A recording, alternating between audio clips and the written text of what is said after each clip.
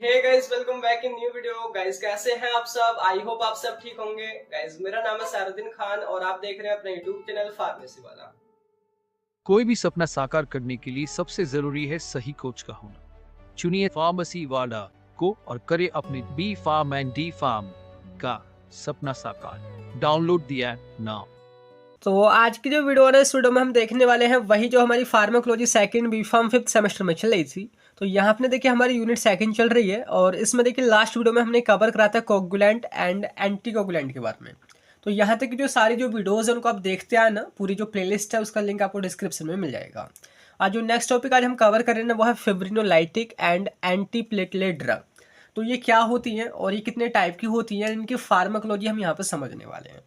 And इसके अलावा जो अदर जो सब्जेक्ट है, जैसे हमारा इंडस्ट्रियल फार्मेसी है, मेडिसिनल केमिस्ट्री है, यूरिस्प्रूडेंस है, कोग्नोसी है, तो उनके भी लेक्चर चल ही रहे हैं। तो उनकी जो सारी जो प्लेलिस्ट है उनको आप चेक कर सकते हैं, लिंक सारे आपको डिस्क्रिप्शन में मिल जाएंगे।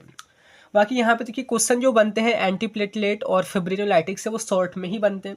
कई बार पूछ सकता है कि फिब्रिनोलाइटिक क्या होती है, एग्जाम्पल के साथ बताओ, या एंटी प्लेटलेट ड्रग क्या होती है।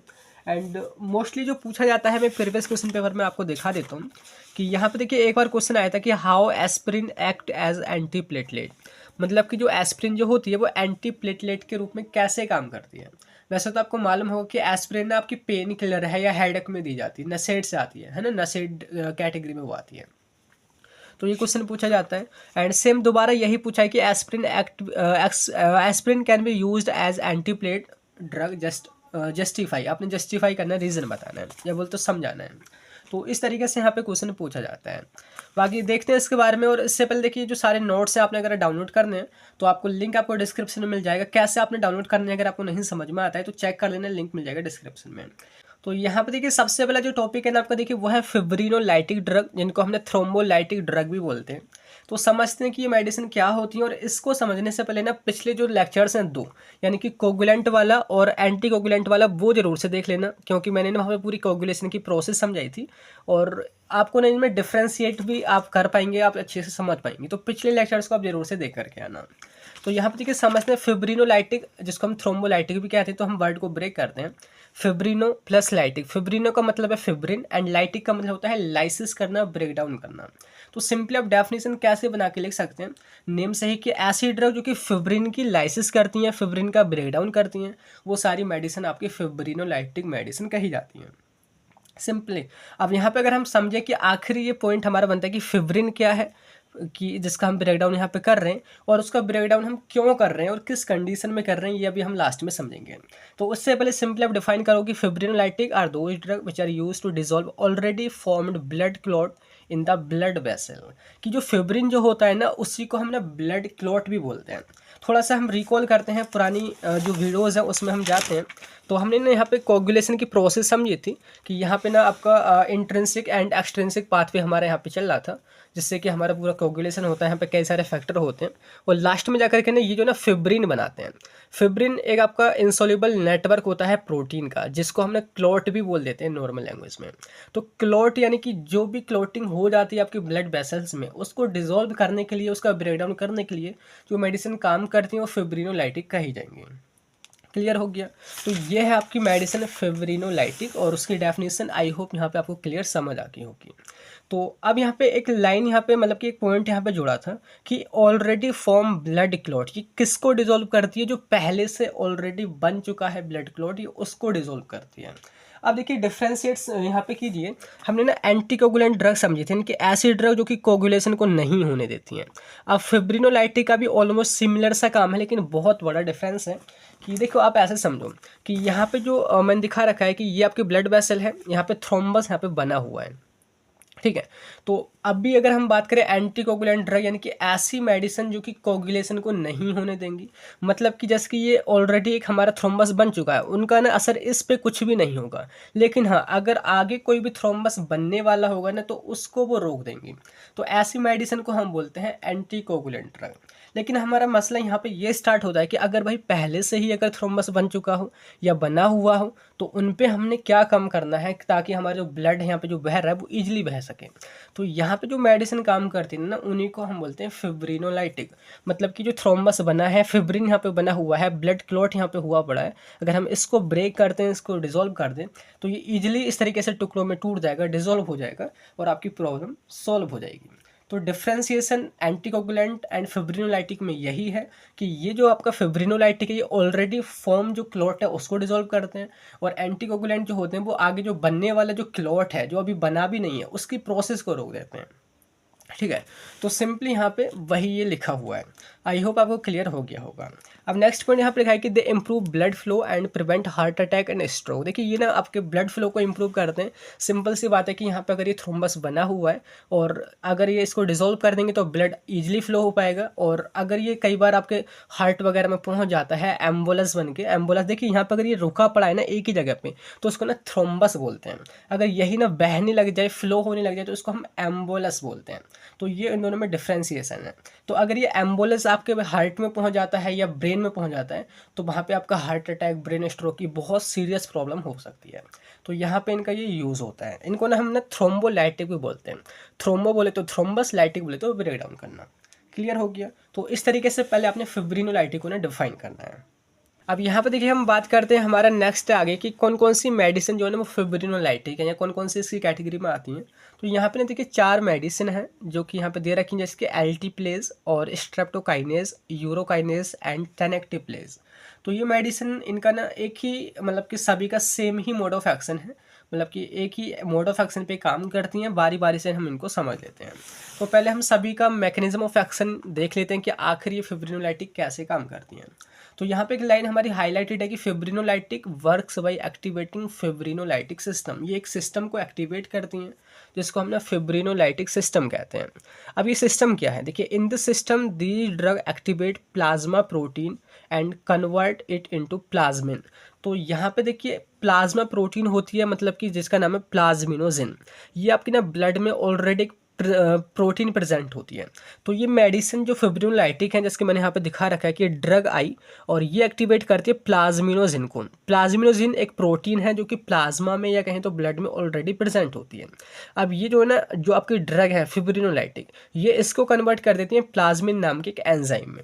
अब ये जो एंजाइम है इसका काम यहाँ पे स्टार्ट होता है कि जो ऑलरेडी जो यहाँ पे क्लोटिंग हो रखी है, जो फिब्रिन आपका एकदम स्टेबल यहाँ पे बना हुआ है, ये उसको ना धीरे धीरे धीरे धीरे ब्रेक करने लग जाते हैं, उसको डिसॉल्व करने लग जाते हैं, जिसको ना हम ना फिब्रिन सोल्यूबल फिब्रिन बोलते हैं।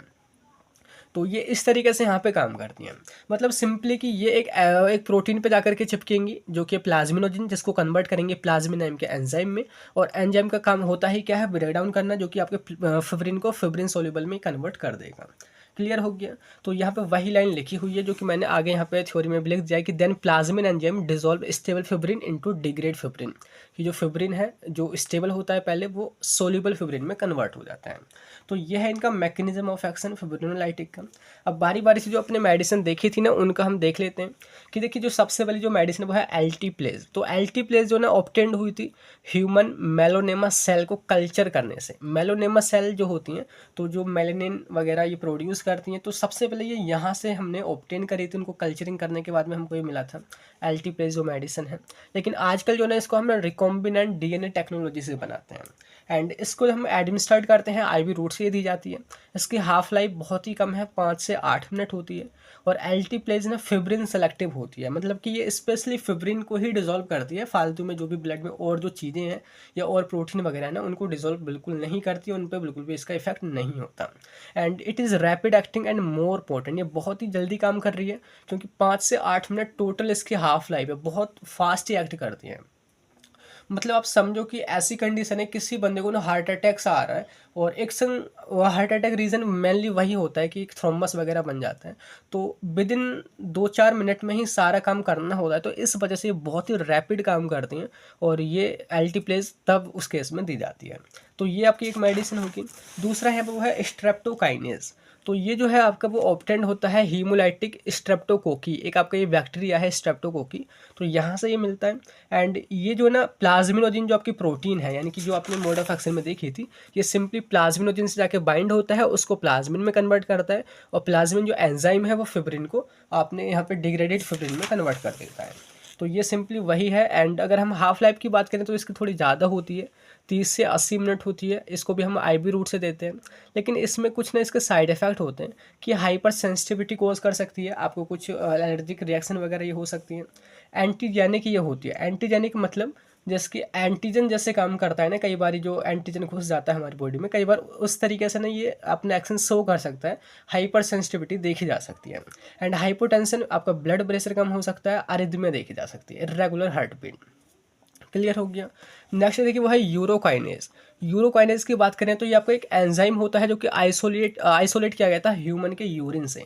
तो यूरिन जो होता है तो वहाँ से ये आइसोलेट किया गया था सबसे पहले कि जो आपकी जो किडनी जो सेल हैं, किडनी सेल, ह्यूमन की किडनी सेल, उनको ना कल्चर किया गया था। कल्चर करने के बाद में जो यहाँ पे यूरिन जो बन रहा था तो वहाँ से जो है ना इसको हमने आइसोलेट किया था। और ये हमारा यूरोकाइनेज का फ़ायदा ये होता है कि नॉन एंटीजेनिक होता है, कोई भी एंटीजन की तरह ये असर नहीं दिखाता, ना ही कोई एलर्जी कॉज करता है। इसकी हाफ लाइफ जो है ना वो 10 से 15 मिनट होती है। अब लास्ट में है वो है टेनेक्टेप्लेस। तो ये जो है ना जेनेटिकली इंजीनियर्ड म्यूटेंट फॉर्म होती है एल्टीप्लेस की।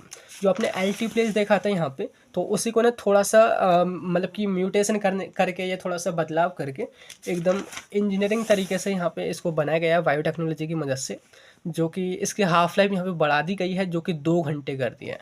मतलब कि इसका जो असर है केवल 5-8 मिनट ही होता था, हाफ लाइफ इतनी ही थी, इसका यहाँ पे बहुत लंबा कर दिया है। ये काफ़ी एक्सपेंसिव भी हो गया है। एंड ये हायर फिब्रिन सेलेक्टिव होता है, मतलब फिब्रिन पर ही मोस्टली काम करता है।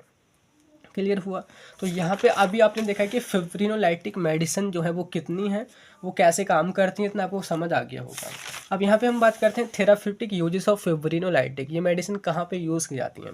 पहला है कि इन डीप वेन थ्रोम्बोसिस, जो वेन जो होती हैं आपकी जो नसें जो होती हैं, अगर उसमें थ्रोम्बस बन जाए, थ्रोम्बस यानी कि जो मैंने यहाँ पे दिखाया था, अगर ये इस तरीके से बन जाए तो इसको डिसॉल्व करने के लिए हम इन मेडिसिन का यूज़ करते हैं। दूसरा, इन सीरियस पल्मोनरी एम्बोलिज्म, पल्मोनरी जो भी आर्टरी होती हैं, वेन जो होते हैं, अगर उसमें एम्बोलिज्म हो जाए। एम्बोलिज्म मैंने बताया था, देखिए 2 मैंने बताए थे ना।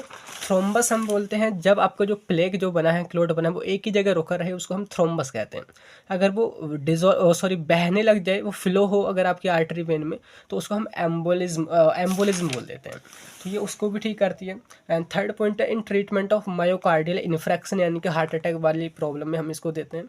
एंड इन ब्रेन स्ट्रोक या स्टमक स्ट्रोक में हम इसका यूज़ करते हैं। तो ये है आपके फिब्रिनोलाइटिक मेडिसिन। अब यहाँ पे हम बात करते हैं नेक्स्ट, आपका जो टॉपिक है वो है एंटी प्लेटलेट ड्रग। तो देखते हैं यहाँ पे इसके बारे में। तो यहाँ पे सिंपली वही जो है ना हमारी हेडिंग यहाँ पे डली हुई है, एंटी प्लेटलेट ड्रग। तो हम वर्ड को अगर हम ब्रेक करें, एंटी प्लस प्लेटलेट, एंटी बोले तो अपोज करना, एंड प्लेटलेट बोले तो प्लेटलेट जो सेल आपकी ब्लड में प्रेजेंट होती हैं। तो बोल सकते हैं ऐसी मेडिसिन जो प्लेटलेट का जो भी काम होता है ना उसके अगेंस्ट काम करती हैं, या बोले तो प्लेटलेट को जो एक्शन वो दिखाती हैं कोगुलेशन में वो नहीं करने देती, वही आपकी एंटी प्लेटलेट ड्रग कही जाएंगी। तो सिंपल डेफिनेशन लिखना है कि anti platelet are those drug which prevent aggregation of platelet and inhibit thrombus formation. देखिए प्लेटलेट का काम क्या होता है कि जब भी वहाँ पे आपका कोई इंजरी वगैरह हुई या कई बार और भी रीजन से ना वो एग्रीगेट हो जाती हैं, एक जगह इकट्ठा हो जाती हैं और थ्रोम्बस बनाने का उनका काम होता है। तो अगर ये उसी फंक्शन को रोक दें तो वही मेडिसिन आपकी एंटी प्लेटलेट ड्रग कही जाएंगी। एग्जाम्पल इसके एस्प्रिन है, एंड डाइपाइरिमेडोल है, एंड टिक्लोपिडीन है। तो एस्प्रिन के क्वेश्चन बार बार पूछा था कि आखिर कैसे aspirin as a anti platelet drug काम करती है, जस्टिफाई कीजिए। तो ये क्वेश्चन का जवाब अभी आपको थोड़ी देर में मिल जाएगा। तो यहाँ पर देखिए मतलब समझो, यानी कि जो प्लेटलेट जो ड्रग जो काम कर रही है ना, अगर हम उस पर थोड़ा फोकस करें कि वो काम कहाँ पे कर रही है, तो पिछली वीडियो में हमने यहाँ पे जाना होगा कि हमने यहाँ पे समझा था कि आखिर कैसे ब्लड का कोगुलेशन होता है। तो वो ना 3 स्टेप में यहाँ पे ये हो रहा था, यानी कि 4 स्टेप में यहाँ पे ये हो रहा था। पहला था कि जब भी यहाँ पे ब्लड वगैरह बाहर निकलता है, ये आपकी इंजरी वगैरह हुई, तो सबसे पहले स्टेप होती है कि आपकी जो ब्लड वेसल है वो थोड़ी कंस्ट्रिक्ट हो जाती हैं, थोड़ी सिकुड़ जाती हैं, ताकि ब्लड जो बाहर निकल रहा है वो थोड़ा कम लॉस हो। सेकंड स्टेप आती वो है कि जो आपकी जो यहाँ पे जो आपकी प्लेटलेट वगैरह जो है वो यहाँ पे इकट्ठी हो जाती हैं और इकट्ठी होकर प्लेटलेट प्लग बना लेती हैं। अब यहाँ पे इसी पे हमने फोकस करना है कि आखिरी जो प्लेटलेट है उन्होंने अपना काम कैसे किया और वो कैसे एक दूसरे से एग्रीगेट हुई और कैसे उन्होंने यहाँ पे ब्लड को रोकना स्टार्ट कर दिया, मतलब प्लग बनाना स्टार्ट कर दिया। मतलब कि इसी मैकेनिज्म को अगर हम डिटेल में समझ लेंगे तो हम ये भी समझ लेंगे कि आखिर हमारी एंटी प्लेटलेट ड्रग कहाँ पे काम करेंगी और किस तरीके से प्लेटलेट को जुड़ने से रोकेंगी, एग्रीगेट होने से रोकेंगी। तो समझते हैं, थोड़ा यहाँ पे आपको कॉम्प्लिकेटेड लग सकता है, लेकिन देखो इजी करने की कोशिश करते हैं। तो हेडिंग डालने की मैकेनिज्म ऑफ प्लेटलेट एग्रीगेशन, यानी कि कैसे प्लेटलेट एक दूसरे के साथ एग्रीगेट होती हैं, या कहें तो वो कैसे फ्लैग फॉर्मेशन बनाते हैं सेकंड स्टेप में, जो कि आपका कोगुलेशन की सेकंड स्टेप होती है। तो आप ये भी बोल सकते हैं कि आखिरी प्लेटलेट कैसे काम करती हैं। तो यहाँ पे 3 स्टेप इन्वॉल्व होती हैं उनके काम करने में। पहला है एडिशन ऑफ प्लेटलेट, कि सबसे पहले वो चिपकेंगी। अब कहाँ पे चिपकेंगी अभी मैं आपको बताऊंगा।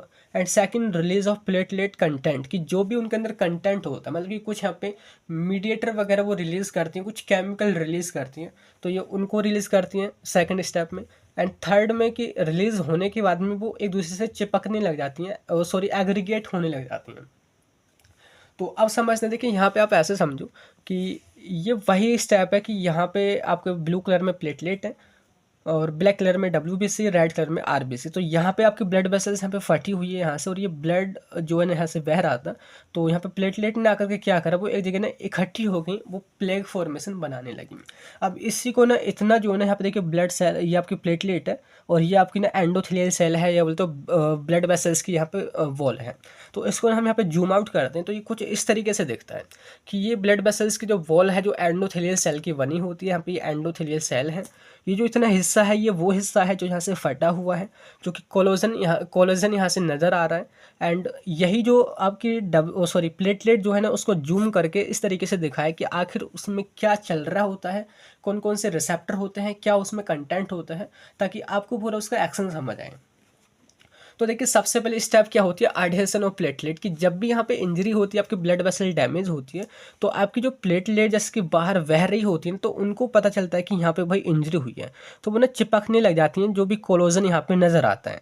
कि सपोज जैसे कि ये आपकी एंडोथेलियल सेल है, ये कोलोजन है, तो ये चिपकने लग जाते हैं। चिपकती कैसे हैं, तो यहाँ पे एक केमिकल है VWF, जिसको हम यहाँ पे फुल फॉर्म मैंने नीचे दिखा रखा है ताकि आपको भी नोट्स में दिक्कत ना हो। VWF, जिसके फुल फॉर्म है वॉन विलेब्रांड फैक्टर।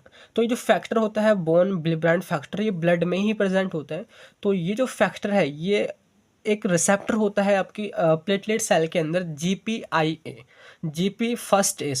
GP की फुल फॉर्म है ग्लाइकोप्रोटीन एंड फर्स्ट ए। तो ग्लाइकोप्रोटीन फर्स्ट ए रिसेप्टर पे ना VWF, ये जो केमिकल है ये अब जा करके बाइंड हो जाते हैं और उसकी मदद से ये जो है ना लगातार कोलोजन से चिपकने लग जाती हैं आपकी प्लेटलेट। ठीक है, तो पहली स्टेप है adhesion of platelet to the collagen, जो कि किसकी मदद से होता है, इस केमिकल VWF की मदद से होता है, जो कि GP यानी कि ग्लाइकोप्रोटीन फर्स्ट ए रिसेप्टर पे जाके बाइंड होता है। अब ये फर्स्ट स्टेप मैंने यहाँ पे दिखा रखा है। अब ये क्या करता है, जैसे ही आपकी एक प्लेटलेट यहाँ पे बाइंड होती है तो ये करते क्या है, यहाँ पे एक ना CAMP, साइक्लिक एडिनोसिन मोनोफॉस्फेट। तो सिंपल इसका काम समझो कि इसका नॉर्मली अगर मैं इससे हट के काम बताऊँ तो इसका काम होता है वैसोडाइलेशन करना, मतलब कि ब्लड वेसल्स को चौड़ा करना और ज़्यादा डायलेट करना। एंड साथ के साथ डायलेशन होता कब है, जब कैल्शियम के जो कंसंट्रेशन है, कैल्शियम आयन की कंसंट्रेशन जब घटती है। नॉर्मली अपने हार्ट के उसमें पढ़ा होगा अभी जब शोक वगैरह पढ़ा था और हार्ट की सारी आपने फार्माकोलॉजी पढ़ी थी कि कैल्शियम का काम होता है हार्ट को कॉन्ट्रैक्ट कराना। अगर कैल्शियम लेवल कम हो रहा है मतलब कि हार्ट हमारा डायलेट होगा। तो ये CAMP क्या करता है, कैल्शियम के लेवल को कम करने का काम करता है। एंड जब भी कैल्शियम कम होता है उससे कई चीज़ें यहाँ पे अफेक्ट होती है, मैं अभी आपको बताऊंगा।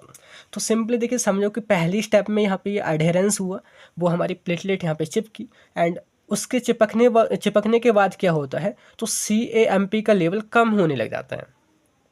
अब जैसे ही CAMP का लेवल कम हुआ तो उसके अपोजिट जस्ट हमारे कैल्शियम आयन की कंसंट्रेशन बढ़ने लग जाती है, क्योंकि इसका काम जो था वो कैल्शियम आयन की कंसंट्रेशन को कम करना था। लेकिन जैसे ही वो चिपकती है आपकी प्लेटलेट तो CAMP का लेवल कम होने लग जाता है।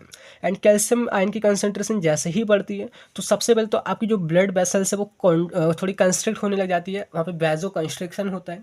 एंड साथ के साथ में कुछ यहाँ पे मीडिएटर या बोल तो कुछ आप बोल सकते हैं कि कुछ केमिकल भरे होते हैं प्लेटलेट के अंदर, वो बाहर यहाँ पे रिलीज होने लग जाते हैं। अब कौन कौन से केमिकल हैं, तो यहाँ पे मैंने दिखा रखे हैं। तो 3 मेन केमिकल हैं जो कि थ्रोम्बोक्सेन A2, सेरोटोनिन जिनको हम ना 5-HTP बोलते हैं, और ADP एडिनोसिन डाइफॉस्फेट। तो तीनों के तीनों यहाँ पे रिलीज होने लग जाते हैं। तो अभी हम केस सिंपली समझ रहे हैं एक प्लेटलेट का, सिंपल एक प्लेट चिपकी, यहाँ पे CMP का लेवल कम हुआ, कैल्शियम की कंसंट्रेशन बढ़ी और यहाँ पे ये आपकी मीडिएटर रिलीज हुए। अब ये मीडिएटर रिलीज हुए जिसकी नेम ही इंडिकेट कर रहा है मीडिएटर, ये ना अब करेंगे क्या, दूसरी जो प्लेटलेट है सिंपली जैसे कि एक प्लेटलेट ये है, अब दूसरी प्लेटलेट जो कि नॉर्मली बह रही है तो उससे जा करके ना ये अपने रिसेप्टर पे बाइंड होंगे। तो जैसे कि मैंने यहाँ पे उनके दिखा रखे हैं ना, तीनों के रिसेप्टर होते हैं, थ्रोम्बोक्सिन के भी, 5-HT के भी और ADP के भी। तो ये इसी जो प्लेटलेट है उससे बाइंड नहीं होते, किसी जो दूसरी इनएक्टिव प्लेटलेट है ना उससे जाकर के बाइंड होते हैं और उसको भी एक्टिवेट कर देते हैं। तो पहला काम यह है कि अडेयर होना, मतलब कि प्लेटलेट का चिपकना, फिर केमिकल का रिलीज करके पूरा जो सिग्नल है सभी प्लेटलेट तक पहुंचाना। समझ आया। अब थर्ड स्टेप में क्या होता है, यहाँ पे तीसरा स्टेप यहाँ पे देखा रखा है कि यहाँ पे ना 2 और रिसेप्टर हैं जिनको साथ ही बोला जाता है एक ही साथ, जो कि आपके glycoprotein second B and third A. तो ये जो रिसेप्टर हैं थर्ड स्टेप में क्या होते हैं, ये एक्टिवेट किए जाते हैं। और ये एक्टिवेट भी कब होते हैं, इन्हीं जब केमिकल की मदद से पूरी जो प्लेटलेट है जब उसको एक्टिवेट किया जाता है तो साथ के साथ ये भी एक्टिवेट हो जाते हैं, GP second B and third A. अब इसी जो मेन जो आपका रिसेप्टर है ना, इसका काम होता है एग्रीगेशन कराना, या तो प्लेटलेट को एक साथ चिपकाना। अब कैसे चिपकते हैं, तो देखिए हमने समझा था, अगर आपको थोड़ा याद हो, कि जब कोगुलेशन होने वाला होता है तो यहाँ पे देखिए 2 पाथवे स्टार्ट होते हैं, intrinsic pathway and extrinsic pathway. तो थोड़ा ना यहाँ पे कॉम्प्लिकेटेड है, आप दोबारा से यहाँ पे ना वीडियो को रोक करके वापस से भी चेक कर सकते हैं। तो इंट्रिंसिक एंड एक्सट्रिंसिक पाथवे की मदद से ना यहाँ पे ना फिब्रिनोजिन ये बनता था, जो कि इनएक्टिव फॉर्म होती है फिब्रिन की। तो होता क्या है कि जो फिब्रिनोजिन जो बनता है इंट्रिंसिक एंड एक्सट्रिंसिक पाथवे से, तो यहाँ पे जो आपकी जो ये प्लेटलेट है उसके ना उसी रिसेप्टर से जाके बाइंड होता है। मतलब कि इंट्रिंसिक एंड एक्सट्रिंसिक पाथवे के बाद जो फिब्रिनोजिन जो बनता है वो इस वाले रिसेप्टर से जाके बाइंड होता है GP सेकंड V और थर्ड A से। आपको मैं ऐसे दिखाऊं कि ये 2 प्लेटलेट हैं, जैसे कि एक प्लेटलेट आपकी ये है, एक प्लेटलेट आपकी ये है, तो दोनों के पास GP second V third A receptor होंगे। तो उन दोनों के बीच में एज ए बोल सकते हैं कि एक बीच में जोड़ने वाला या 2 जनों को एक साथ लाने वाला बन जाता है फिब्रिनोजिन। तो फिब्रिनोजिन का काम क्या होता है, वो दोनों रिसेप्टर को एक साथ जोड़ देता है ताकि वो एक दूसरे के साथ एग्रीगेट हो सकें। तो इस तरीके से ना लगातार हमारी उन्हीं जो मीडिएटर रिलीज हुए हैं उनसे नई नई प्लेटलेट एक्टिवेट होती हैं। एक्टिवेट होने के साथ साथ आपका यहाँ पे लगातार ये एग्रीगेशन भी होता जाता है। अब यही जो सारी बातें मैंने बोली हैं आपको ना थोड़ा इजी तब लगने लगेगा जब आप इसकी थ्योरी पढ़ोगे। तो यहाँ पे ना 3 स्टेप है। पहली स्टेप है अडहेशन ऑफ टैबलेट की, जब भी ब्लड वेसल्स आपकी डैमेज होती है तो प्लेटलेट सबसे पहले अडहेयर हो जाती हैं एक्सपोज्ड कोलोजन, जो भी यहाँ पे कोलोजन एक्सपोज्ड हुआ है उससे वो अडहेयर हो जाती हैं, चिपक जाती हैं। वो किसकी मदद से होता है, VWF यानी कि वॉन विल्ब्रांड फैक्टर की मदद से, जो कि GP1A ये जो रिसेप्टर है प्लेटलेट के अंदर उसके साथ जाकर के बाइंड हो जाता है। क्लियर हुआ। अब सेकंड स्टेप में क्या है कि सेकंड में जो प्लेटलेट जो उसके जो कंटेंट है, कंटेंट इन द सेंस यहाँ पे ADP होता है, सेरोटोनिन होता है, थ्रोम्बोक्सिन A2 और अदर प्लेटलेट जो फैक्टर होते हैं वो रिलीज होने लग जाते हैं। और वो रिलीज तभी होते हैं जब यहाँ पे कैल्शियम आयन की कंसंट्रेशन बढ़ती है। कैल्शियम आयन की कंसंट्रेशन जब भी बढ़ती है जब आपके CMP का लेवल कम होता है। क्लियर होगी, ये आपकी सेकंड स्टेप होगी। अब यही जो आपके जो सारे के सारे जो आपके मीडिएटर रिलीज हुए हैं ये रिलीज होकर के दूसरी प्लेटलेट पे जो उनके जो रिसेप्टर होते हैं उनसे बाइंड होते हैं और अदर जो पहले इनएक्टिव प्लेटलेट हैं उनको एक्टिवेट करते हैं। क्लियर हुआ। एंड यहाँ पे आगे देखोगे फिर होने लग जाता है थर्ड स्टेप में एग्रीगेशन। एग्रीगेशन बोले तो एट लास्ट फिब्रिनोजिन जो कि बना होता है इंट्रिंसिक और एक्सट्रिंसिक पाथवे की मदद से, वो आता है दो प्लेटलेट के बीच में और उनके GP सेकंड भी थर्ड A रिसेप्टर के बीच में वो एज ए बोल सकते हैं मीडिएटर काम करता है, जोड़ने की तरह, जोड़ने वाला वो काम करता है। तो 2 अलग अलग प्लेटलेट को वो जोड़ देता है और उन्हीं की मदद से यहाँ पे एग्रीगेशन होने लग जाता है। अभी सिंपल आपने समझा कि आखिर प्लेटलेट कैसे प्लग का फॉर्मेशन करती हैं, ऐसे ही कई सारे प्लेटलेट जुड़ने लग जाती हैं और अपना ये काम करते हैं। अब इसी काम को हमने रोकना है, ये हमारा मेन पर्पस है एंटी प्लेटलेट ड्रग का। अब अगर आपको इतना क्लियर समझ में आ गया ना तो आप ये भी बता सकते हैं कि आखिर एंटी प्लेटलेट ड्रग कैसे काम करती है। बस 2-3 मिनट का वेट कीजिए। अब यहाँ पे देखिए हम बात करते हैं classification of anti platelet drug. तो एंटी प्लेटलेट ड्रग ना 4 क्लासेस में डिवाइड की गई हैं। पहला है थ्रोम्बोक्सिन A2 सिंथेसिस इनहिबिटर, बारी बारी से देखेंगे फार्माकोलॉजी। दूसरा है फॉस्फोडाइस्टरेज इनहिबिटर जिसके अंदर आती है डाइपाइरिमेडोल और उसके अंदर आती थी एस्प्रिन और डाइजॉक्सीपेन। नेक्स्ट आपकी ADP रिसेप्टर इनहिबिटर जिसमें आती है टिक्लोपिडीन एंड क्लोपिडोग्रेल। एंड लास्ट में है glycoprotein second B third A receptor inhibitor जिसमें आती हैं एबेक्सिमैब एंड ट्रोफिबेन एंड एप्टिफिबेटाइड। तो बारी बारी से देखिए समझते हैं। पहला है क्लास देखिए बहुत thromboxane A2 synthesis inhibitor. Name indicate कर रहा है इनहिबिटर, यानी कि ऐसी ड्रग जो कि थ्रोम्बोक्सिन A2 की सिंथेसिस को रोक देंगी, वो आपकी थ्रोम्बोक्सिन A2 सिंथेसिस इनहिबिटर कही जाएंगी। अब थ्रोम्बोक्सिन A2 देखिए क्या था, यहाँ पे ना एक मीडिएटर था जो कि यहाँ पर रिलीज हो रहा था प्लेटलेट से, और वो उसका काम ये था कि वो दूसरी प्लेटलेट को ना एक्टिवेट कर रहा था जा करके। अगर हम उसकी सिंथेसिस को रोक देंगे, मतलब कि दूसरी जो प्लेटलेट है वो एक्टिवेट नहीं होंगी, फिर वो फर्दर एग्रीगेट भी नहीं होंगी। तो समझते हैं कि आखिरी थ्रोम्बोक्सिन बनता कैसे, थोड़ा डिटेल में समझते हैं। तो थ्रोम्बोक्सिन A2 सिंथेसिस इनहिबिटर का जो एग्जांपल है ना वो है एस्पिरिन। अगर आपको थोड़ा सा मैं रिकॉल कराऊं, पिछले सेमेस्टर में ले जाऊं, आप जब मेडिसिनल केमिस्ट्री की लास्ट यूनिट जिसमें आपने पढ़ा था NSAIDs, non steroidal anti inflammatory drug के बारे में, तो वहाँ पे ना आपने आइबुप्रोफेन की ना पूरी पढ़ी होगी मेडिसिनल केमिस्ट्री की, कैसे हमारी जो पेन किलर है वो काम करती है। तो उसी कैटेगरी में आता है आपका एस्पिरिन, जो कि आपका हेडेक या बोले तो पेन किलर के रूप में वो यूज़ किया जाता है।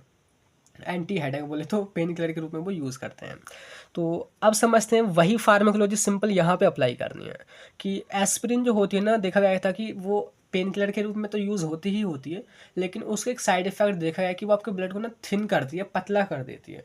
पतला इन द सेंस वही जो क्लोट अंदर जो बनता है ना उसको डिसॉल्व कर देती है। अब उसी यहाँ पे जो साइड इफेक्ट था ना उसको उसके एक्शन के रूप में यूज़ किया जाने लगा। तो समझते हैं, लिखा है कि this drug works by inhibiting synthesis of thromboxane A2 that is responsible for activating other platelet. कि इन मेडिसिन का काम यही है कि ये थ्रोम्बोक्सिन A2 की सिंथेसिस को रोकेंगी, और थ्रोम्बोक्सिन A2 जो कि फर्दर अदर जो आपकी प्लेटलेट थी उनको एक्टिवेट कर रहा था। तो समझते हैं मोड ऑफ एक्शन।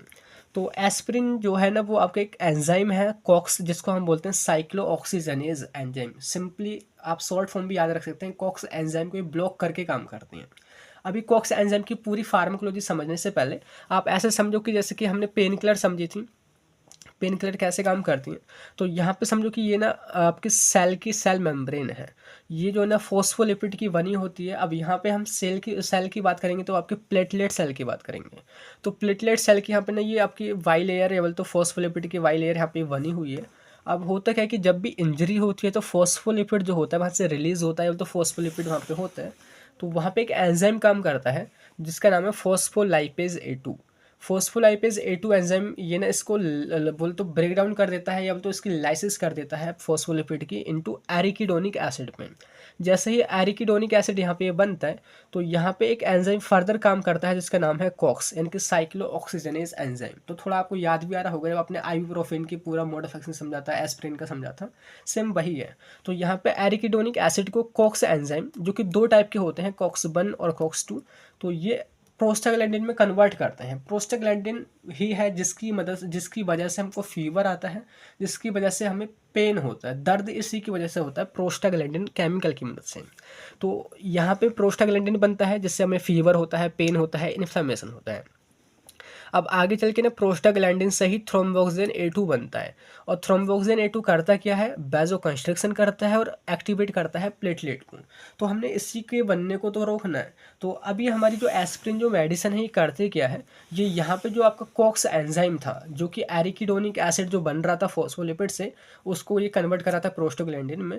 तो कॉक्स एंजाइम को ही ये इनहिबिट कर दे, यानी कि अगर हमारी मेडिसिन यहाँ पे ही प्रोसेस को रोक दे तो आगे की जो प्रोसेस है ना बिल्कुल यहाँ पे रुक जाएगी। बिल्कुल यहाँ पे आपकी आगे कुछ भी मतलब कि दिक्कत जो हो रही थी, प्रोस्टाग्लैंडिन से दर्द वगैरह हो रहा था या थ्रोम्बोक्सिन से जो ये सारी प्रॉब्लम हो रही थी वो रुक जाएगी। तो यही है मोड ऑफ एक्शन किसका, एस्पिरिन का, या बोले तो थ्रोम्बोक्सिन A2 सिंथेसिस इनहिबिटर का। तो अब सिंपली ना अगर पूछा गया था ना कि एस्पिरिन कैसे एज ए एंटीप्लेटलेट ड्रग काम करती है जस्टिफाई के लिए, तो आपने ना यही मोड ऑफ एक्शन समझाना है कि भाई एस्पिरिन ने यहाँ पे कॉक्स एंजाइम को इनहिबिट करती है, जिससे प्रोस्टाग्लैंडिन के साथ साथ ना थ्रोम्बोक्सिन की भी सिंथेसिस रुक जाती है, और थ्रोम्बोक्सिन जो है वो रेस्पॉन्सिबल होता है अदर प्लेटलेट को एक्टिवेट करने के लिए। तो ये है उस क्वेश्चन का जवाब। क्लियर हो गया। अब सेकंड हम बात करते हैं फॉस्फोडाइस्टेरेज इनहिबिटर। तो डाइस्टेरेज एज यहाँ पे जोड़ा है, ये आपका एक एंजाइम है। तो ऐसी मेडिसिन जो इस एंजाइम को इनहिबिट करके काम करेंगी वो आपकी फॉस्फोडाइस्टेरेज इनहिबिटर कही जाएंगी। एग्जाम्पल यहाँ पे एक ड्रग आपकी वो है डाइपाइरिडामोल। तो अब समझते हैं कि आखिर इस एंजाइम का कहाँ रोल है कि ताकि आपकी जो प्लेटलेट जो एग्रीगेशन है वो रुक जाए। तो समझें कि देखिए यहाँ पे हम देख रहे थे कि जब भी आपकी जो प्लेटलेट अडेयर होती थी, चिपकती थी, तो वहाँ पे ना CAMP का लेवल कम हो जाता था, है ना, एंड कैल्शियम का लेवल बढ़ता था, एंड फर्दर आपके ये सारे मीडिएटर रिलीज होते थे। तो इसी जो एंजाइम है ना, फोस्फोडाइस्टरेज एंजाइम, जिसको हम शॉर्ट में PDE बोलते हैं, तो ये ना उसी CAMP को डिग्रेड करता है।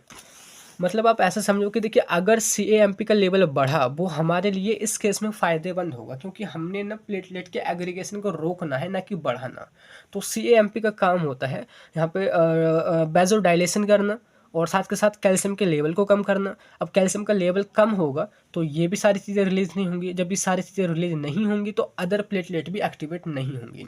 तो हम इन डायरेक्टली बोल सकते हैं कि हमने ना CAMP के लेवल को बढ़ाना है।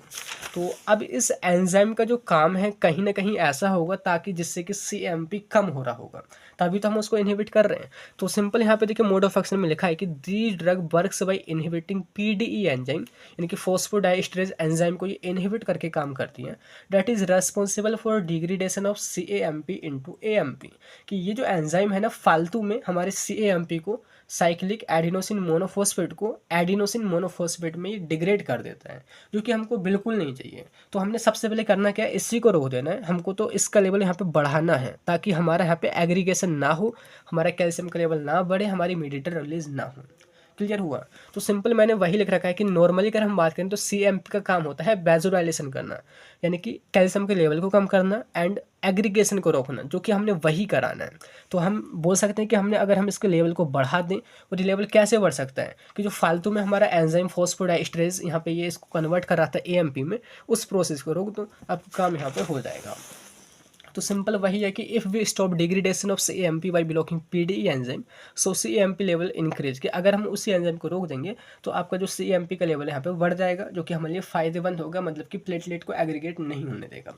अभी किस पाथवे में काम करता है, तो यहाँ पे एक पाथवे काम करता है प्लेटलेट के ऊपर ही, एडिनल साइक्लेस पाथवे। तो इसमें नॉर्मली समझो कि ATP जो है ना, एडिनोसिन ट्राईफॉस्फेट, वो साइक्लिक एडिनोसिन मोनोफॉस्फेट में कन्वर्ट होता है। अब अगर हम नॉर्मली इस एंजाइम को यहाँ पे हटा दें तो CAMP का काम होता है वैसोडाइलेशन करना, कैल्शियम के लेवल को कम कर देना और प्लेटलेट के एग्रीगेशन को रोक देना। तो अगर देखिए ये एंजाइम बीच में आता है, यानी कि PDE एंजाइम अगर यहाँ पे बीच में आता है, तो ये CAMP को डिग्रेड करता है AMP में, मतलब कि CAMP का लेवल अगर कम हो जाएगा तो ये सारी चीज़ें रुक जाएंगी, जो कि हमको नहीं रोकनी है, बल्कि इन्हीं को हमने बढ़ाना है। तो हम क्या करते हैं, इसी एंजाइम को यहाँ पे ब्लॉक कर देंगे, डाइपाइरिडामल को, और आपका यहाँ पे काम हो जाएगा। और इसके बाद देखिए नेक्स्ट टाइप देखिए वो है ADP receptor inhibitor. ADP receptor inhibitor, जिसके नेम इंडिकेट कर रहा है कि ऐसी मेडिसिन जो कि ADP जो रिसेप्टर जो होता है उसको ब्लॉक करके काम करती है, इनहिबिट करके काम करती हैं, तो वही आपकी ADP रिसेप्टर इनहिबिटर कही जाएंगी। तो ADP आपने यहाँ पे देखा था कि आपका मीडिएटर था जो कि यहाँ पे रिलीज हो रहा था, जो कि रिलीज होकर के दूसरी प्लेटलेट से जाके बाइंड होता था और उसको एक्टिवेट करता था, एंड साथ के साथ इस वाले रिसेप्टर को भी एक्टिवेट करता था। तो अगर हम इसके रिसेप्टर को ब्लॉक कर देंगे तो सारी जो प्रोसेस थी वो रुक जाएगी। तो सिंपल यहाँ पे लिखा है कि this drug works by inhibiting ADP receptor present in platelet, ये उसी रिसेप्टर को इनहिबिट करके काम करती हैं। अब उससे होगा क्या कि कैल्शियम का लेवल यहाँ पे कम हो जाएगा, और कैल्शियम का लेवल कम हो जाएगा तो उसकी वजह से जो भी GP second B third A जो रिसेप्टर यहाँ पे एक्टिवेट हो रहा था, ये वाला रिसेप्टर जो एक्टिवेट हो रहा था वो एक्टिवेट नहीं होगा, मतलब कि यहाँ पे फिब्रिनोजिन जो है आकर के फाइंड नहीं होगा और एग्रीगेशन की प्रोसेस रुक जाएगी। तो एग्जाम्पल जैसे क्लोबिडोग्रेल है, टिक्लोपिडीन है, वो इसी मैकेनिज्म से काम करती हैं। क्लियर हो गया? अब लास्ट में देखिए वो है ग्लाइकोप्रोटीन सेकंड B और थर्ड A रिसेप्टर इनहिबिटर। कि यहाँ पे जो आपका रिसेप्टर था, जो कि मेन जो रिसेप्टर जिससे फिब्रिनोजिन आकर के बाइंड हो रहा था और दो प्लेटलेट को जोड़ रहा था, अगर हम इसी को ब्लॉक कर दें, यानी कि फिब्रिनोजिन को बाइंड ही ना होने दें, तो आपकी जो एग्रीगेशन की प्रोसेस है वो रुक जाएगी। तो ये मेडिसिन ऐसे ही काम करती है। तो लिखा है कि the drug works by inhibiting GP second B third A receptor present on surface of platelet on which fibrinogen bind and cause aggregation, जिस पर फिब्रिनोजिन बाइंड होता था और आपका ये कोगुलेशन या तो एग्रीगेशन यहाँ पे कॉज करता था। तो अगर हम उसी को ब्लॉक कर दें, लिखा है कि the drug blocks GP second B third A receptor, ये उसको ब्लॉक करती हैं, जिससे कि फिब्रिनोजिन वहाँ पे बाइंड नहीं हो सके और आपकी एग्रीगेशन की प्रोसेस यहाँ पे रुक जाए।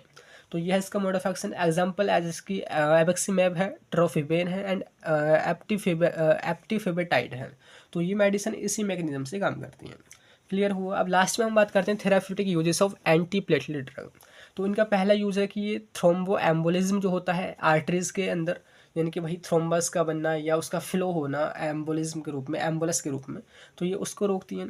साथ के साथ कोरोनरी आर्टरी जो डिसीज़ हो जाती है, कोरोनरी आर्टरी की कोई डिसीज जैसे कि हमारे एंजाइना हो गया, एंड इसके साथ साथ मायोकार्डियल इन्फ्रैक्शन यानी कि हार्ट अटैक वगैरह हो गया, तो उसको कंट्रोल करने में इनका हम यूज़ करते हैं।